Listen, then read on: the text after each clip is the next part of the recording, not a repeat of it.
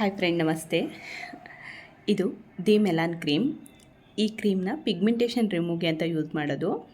ಒಬ್ಬರು ಯೂಟ್ಯೂಬಲ್ಲಿ skin doctor suggest ಮಾಡ್ತಾಯಿದ್ರು ಈ ಕ್ರೀಮ್ನ. ಯಾರಿಗೆ ಹೈಪರ್ ಪಿಗ್ಮೆಂಟೇಷನ್ ಇದೆಯೋ ಅವರು ಈ ಕ್ರೀಮ್ನ ಯೂಸ್ ಮಾಡಿ. ಈ ಕ್ರೀಮ್ನ ನೈಟ್ ಮಾತ್ರ ಯೂಸ್ ಮಾಡಬೇಕು. ಮತ್ತು ನೀವು ಫಸ್ಟ್ ಟೈಮ್ ಯೂಸ್ ಮಾಡುವಾಗ ನಿಮಗೇನಾದರೂ ಇರಿಟೇಷನು ಅಥವಾ ರ್ಯಾಷಸ್ಸು ಏನಾದ್ರು ಆದರೆ ವೀಕ್ಲಿ 2 ಟೈಮ್ ಯೂಸ್ ಮಾಡಿ.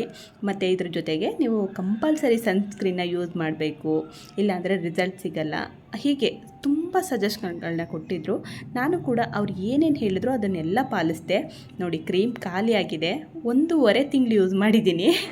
1% ಕೂಡ ನನಗೆ ರಿಸಲ್ಟ್ ಸಿಗಲಿಲ್ಲ. ನಾವೇನು ಬಿಸಿಲಿಗೆ ಹೋಗಿ ಕೆಲಸ ಮಾಡೋರಲ್ಲ ಅಥವಾ ಹೊರಗಡೆ ಹೋಗೋರೆಲ್ಲ, ಮನೇಲಿರೋದಷ್ಟೇ. ಅಥವಾ ನಾವಿರೋ ಏರಿಯಾದಲ್ಲಿ ಹೆಚ್ಚು ಬಿಸಿಲು ಕೂಡ ಇಲ್ಲ, ನಾರ್ಮಲ್ ವೆದರ್ ಇದೆ.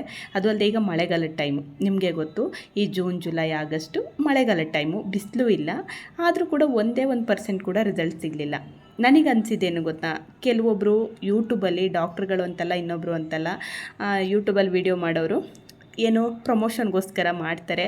ಬಟ್ ನಮ್ಮಂಥವ್ರು ಅದನ್ನು ನಂಬಿ ಅವರು ನಿಜ ಹೇಳ್ತಿದ್ದಾರೆ ಅಂತ ತಗೊಂಡು ಮೋಸ ಹೋಗ್ತೀವಿ.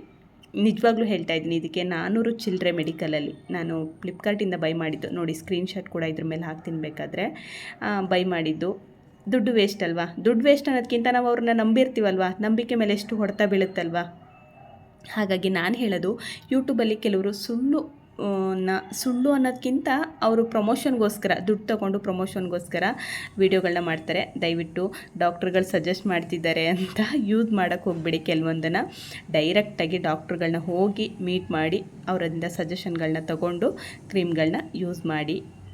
ಮತ್ತು ನನಗನ್ಸೋ ಪ್ರಕಾರ ನೀವು ಪಿಗ್ಮೆಂಟೇಷನ್ಗೆ ಈ ಕ್ರೀಮ್ ಅಂತಲ್ಲ, ನೀವು ಯಾವುದೇ ಒಂದು ಕ್ರೀಮ್ಗಳನ್ನ ಯೂಸ್ ಮಾಡ್ತಿದ್ರು, ಎಷ್ಟು ದಿನ ಆ ಕ್ರೀಮ್ಗಳನ್ನ ಯೂಸ್ ಮಾಡ್ತೀರಾ ಆ ಟೈಮಲ್ಲಿ ಅದು ಕಡಿಮೆ ಆಗಿರುತ್ತೆ ಅಷ್ಟೇ. ನೀವು ಆ ಕ್ರೀಮ್ನ ಯೂಸ್ ಮಾಡೋದು ಬಿಟ್ಟ ಮೇಲೆ ಖಂಡಿತವಾಗ್ಲೂ ಅದು ಮತ್ತೆ ಜಾಸ್ತಿ ಆಗುತ್ತೆ.